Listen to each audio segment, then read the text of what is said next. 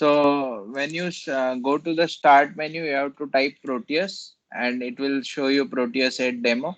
And then once you click that, you should come to this window. Now here, steps to be followed is go to the file, select new project, then it will initiate the wizard. Now here you can give the project name PDSRPJ. It's the extension of the Proteus demo projects. So ये demo की वजह से ही वो save नहीं होता हम. Then you can give the paths where you want to save the project. Anyways अपना तो save होता ही नहीं तो we don't care. Now there are options like new project, development board. Development mode में different development boards are already given. The famous Arduinos are there up to Nano 3. Then AVR Butterfly is there. Then some evaluation virtual eval boards from Explorer company. F1 release is there. Then enhanced PGA like FPGA's next version PIC16 based board is there. Then mixed signal demo again PIC16 based board. Then PIC18 based board. This is again PIC16. So many PIC based boards are there 16, 18. Then there are STK 500 evaluation kit, which is a programmer for the Arduinos or freshly purchased Atmega ICs. So this is where you can select the microcontroller directly. I like AVR personally, so I typically choose AVR. But for now, initial practicals, you should go to new projects and don't go for the development board. The next option is the schematic. So you can keep the schematic by default because our most of the work is going to happen in the schematic domain. So you can keep it at default. Sometimes you can choose A4, but most of the times I will prefer keep it default. So next is type of PCB.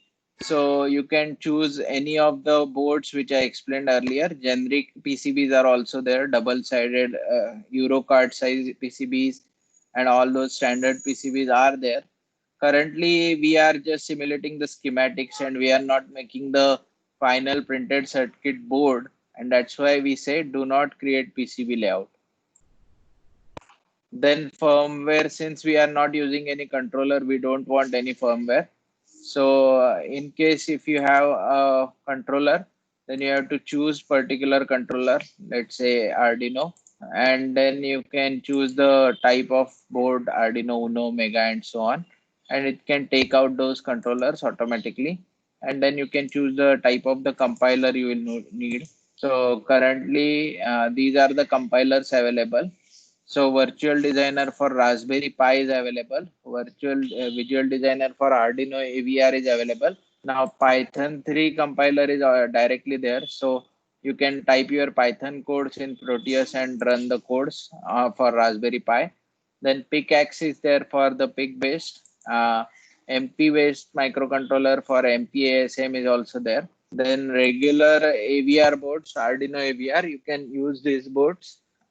Then there is assembly language 51, AVR assembly language. These two are supported.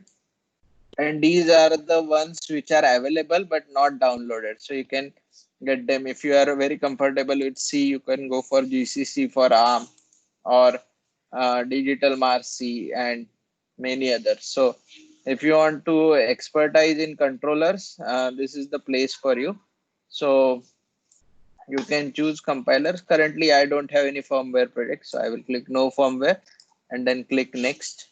Then it will show me the project location and so on. It will show you the final details. We are creating just the schematic, no PCB layout, no firmware. And then you have to click on finish. So this is where you end up. Now this is the main screen of the Proteus.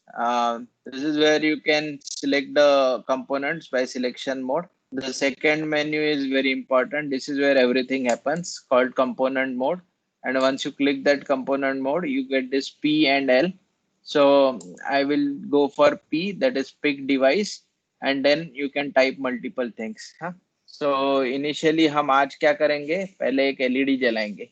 So पहले तो आपको choose करना है LED. You type the name of the component. you will see multiple components here, correct? Now, which one to choose? Generally, you look for the keyword called active. So these are the active LEDs we have here, which we can simulate and see in real time. So I will choose maybe active red, and then you can click OK. So once you come onto the main screen, active red LED is selected, and now I can place it somewhere. I will place it in the center here. Okay. Now I need to the LED to glow. I need a ground for that. Now below the component there is junction mode. Then there is a URL label, wire labels. Then text script mode.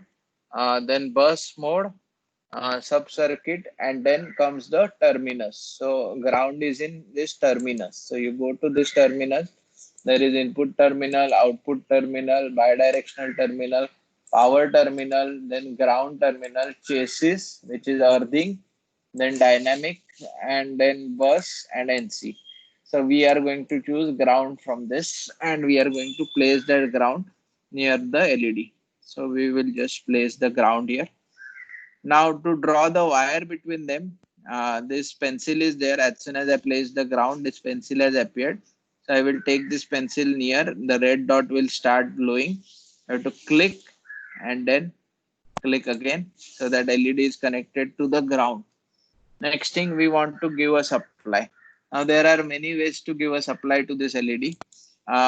There are something called as source or generators, where you can choose a DC generator from here. You can give sine wave to make this LED blink. You can give pulses, exponential. So this is like your signal generator. Your entire generations are there. SGL, clock, pulses, digital clock, digital state. You can also feed an audio signal. You can also give a file input and so on. So I will choose a DC input from here, and I will place the DC input here. Now, practically never connect a LED directly to the source. So I will need a resistor. I can just, I have clicked it and I don't want this line now. So I have to press escape to move, come out of it. This DC source has not defined. So I have to double click on the source. DC generator name. I have to give some voltage like 1.5 volt. We'll see whether this LED glows at 1.5 or not, and click OK. According to me, it should not glow. And we also go to the component again, go to the place component and select resistor. Now again, resistor, there are multiple options for you. You can choose pot, trimmer pot, or regular resistance. So typically RES 50 or something we choose. So any resistor which you think is okay, you can choose half watt, quarter watt, whatever. So you can choose generic resistors also.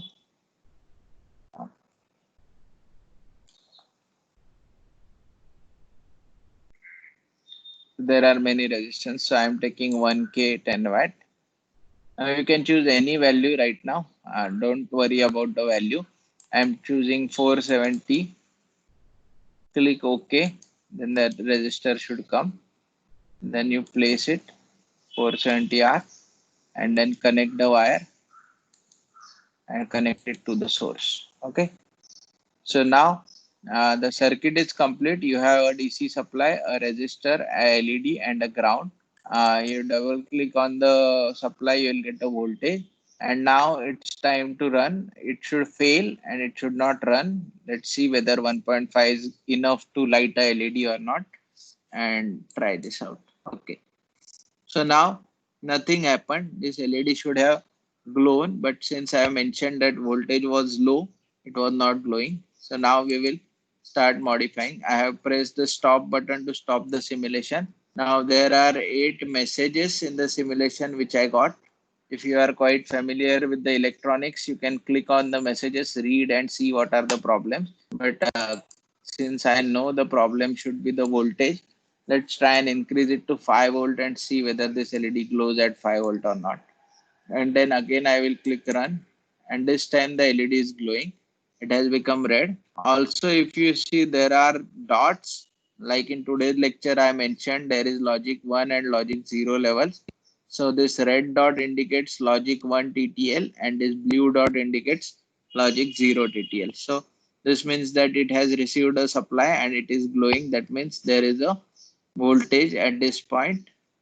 So this is the most basic simulation in Proteus. I will stop recording now. You get a time to do this, and in that we will also discuss if there are any other issues. So yes.